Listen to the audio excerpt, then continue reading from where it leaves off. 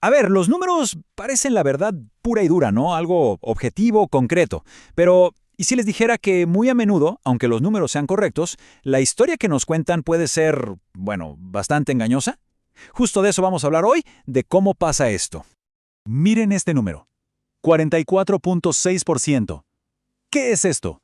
Bueno, en el año 2000, esa fue la tasa de rechazo para préstamos hipotecarios a solicitantes afroamericanos en Estados Unidos. Es una cifra que de entrada impacta y parece que nos lleva a una conclusión bastante obvia, ¿cierto? Pero, a ver, ¿será tan sencillo? ¿Ese número así solito nos dice toda la verdad? Esta es precisamente la pregunta del millón, la que va a guiar todo nuestro análisis. Y es que aquí está el meollo del asunto. Los números no hablan solos. Las estadísticas se pueden malinterpretar muy fácil. Y casi siempre es por una de dos razones. O por algo que se dejó fuera de la foto, o sea, un error de omisión, o por mezclar peras con manzanas, un error de comisión. Entonces, empecemos por la primera categoría, que es súper importante, el peligro de la omisión. Vamos a ver qué pasa cuando nos dejan fuera del cuadro algunos datos que son, bueno, cruciales. Aquí lo vemos claro. Por un lado, a los solicitantes afroamericanos se les rechazó el 44.6% de las veces. Por otro, a los solicitantes blancos el 22.3%, o sea, el doble. La historia parece contarse sola y claro, esto alimentó la idea de una discriminación sistemática. Pero aquí es donde la cosa se pone interesante. Resulta que el mismo informe tenía otro dato, uno que casi nadie mencionaba. Miren, a los solicitantes blancos los rechazaron casi el doble de veces que a los solicitantes asiático-americanos. Eso ya no encaja tan bien con la historia original, ¿verdad? La cosa se complica. ¿Y qué era lo que faltaba? Pues una pieza clave del rompecabezas, el puntaje de crédito. Fíjense, el 52% de los solicitantes afroamericanos tenían puntajes que solo calificaban para préstamos de alto riesgo. En comparación, solo el 16% de los solicitantes blancos estaban en esa misma situación. Y para rematar, otro dato que le da un giro a todo. Los bancos de propiedad afroamericana rechazaban a solicitantes afroamericanos a una tasa incluso mayor que los bancos de propiedad blanca. ¡Wow! Eso sí que cambia la perspectiva. Y bueno, esta idea de dejar fuera un contexto súper importante no pasa solo con los préstamos. La vemos todo el tiempo cuando se habla, por ejemplo, de la desigualdad de ingresos. Siempre oímos de la brecha entre el 20% más rico y el 20% más pobre, ¿no? Pues, adivinen qué, ahí también falta un dato clave. Esta tabla lo deja clarísimo. Estamos comparando el 20% de los hogares de arriba con el 20% de abajo. Parece justo, ¿no? Pero ojo, no estamos comparando el mismo número de personas. En el grupo de arriba hay 69 millones de personas, mientras que en el de abajo solo hay 40 millones. Son 29 millones de personas más en el grupo superior. Obviamente, eso va a cambiar los números de ingreso por hogar. Pero falta otra cosa que casi nunca se menciona, el factor tiempo.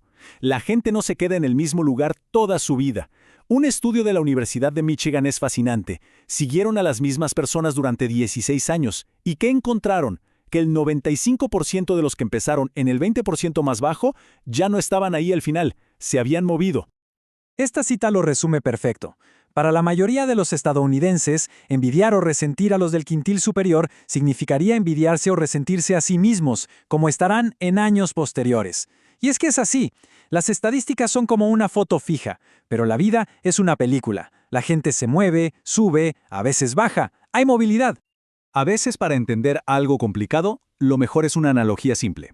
Hablemos, por ejemplo, de estadísticas de arrestos y de la NBA. Sí, de la NBA. Muchas veces se compara el porcentaje de arrestos de un grupo con su porcentaje en la población total. Pero eso puede ser un error. Imaginen esto. En la NBA, los jugadores afroamericanos cometen más faltas en total que los jugadores blancos. ¿Significa que los árbitros son parciales? No necesariamente. Es que la mayoría de los jugadores en la cancha son afroamericanos. La comparación correcta no es contra toda la población, sino contra el grupo que está participando en la actividad. Ok, dejamos atrás los errores de omisión. Ahora vamos con la segunda gran categoría, el error de comisión.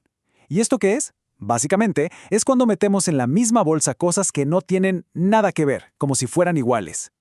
El ejemplo clásico es mezclar los salarios, lo que alguien gana cada año, con las ganancias de capital. Una ganancia de capital es lo que se obtiene, por ejemplo, al vender un negocio que se construyó durante 20 años, pero todo ese dinero se cuenta como ingreso de un solo año. Comparar eso con el sueldo de alguien es literal comparar peras con manzanas. Y miren el impacto que esto tiene. Si vemos la diferencia entre las categorías de ingresos en un año, la disparidad puede parecer enorme, digamos de 10 a 1. Pero como mucha gente está en la categoría más alta solo un año, justo por esa ganancia de capital, si seguimos a las personas reales a lo largo del tiempo, la diferencia es mucho menor, menos de 4 a 1. La foto fija engaña. Hay otro error de lógica que es fascinante y que nos confunde muchísimo. Se le conoce como el cuento del superviviente, o más técnicamente el sesgo de supervivencia.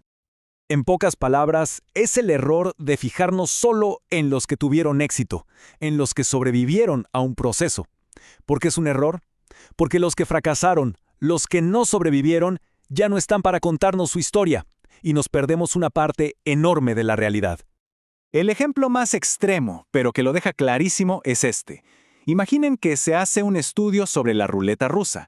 Se envían encuestas a todos los que alguna vez jugaron. Se reciben las respuestas, se analizan los datos y la conclusión del estudio sería que la ruleta rusa es una actividad 100% segura. ¿Por qué? Porque los únicos que pueden contestar la encuesta son los que sobrevivieron. El economista George Stigler lo dijo de una forma genial, aplicando la misma lógica a la guerra. Decía que, por lógica paralela, se puede demostrar mediante una investigación actual que ningún soldado fue herido de muerte. Claro, si solo se entrevista a los veteranos que volvieron, pues se está preguntando únicamente a los supervivientes. Entonces, ¿por qué importa todo esto? Porque entender estas trampas de los números no es solo un juego mental, un ejercicio académico. Tiene consecuencias gigantescas en el mundo real, en cómo vemos las políticas públicas y sus resultados. Para cerrar, un ejemplo que va en contra de toda intuición. Normalmente se piensa que para que el gobierno recaude más dinero, tiene que subir los impuestos. Lógico, ¿no?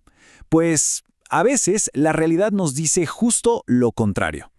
Veamos lo que pasó en Estados Unidos en los años 20. La tasa de impuestos para los más ricos se recortó de una forma brutal, del 73% al 24%.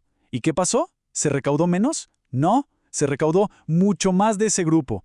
La lógica es que con tasas más bajas, los inversionistas dejaron de esconder su dinero y lo pusieron a trabajar en la economía. Y como dice el dicho, 24% de algo es mucho más que 73% de nada. Y con esto llegamos al final. La próxima vez que alguien presente una estadística, un número que parezca contundente e irrefutable, vale la pena detenerse un segundo y preguntar, ¿qué historia no me están contando estos números? ¿Qué contexto falta? ¿Qué están mezclando? ¿A quién no le preguntaron? Porque muchas veces la historia más importante es, precisamente, la que los números no dicen.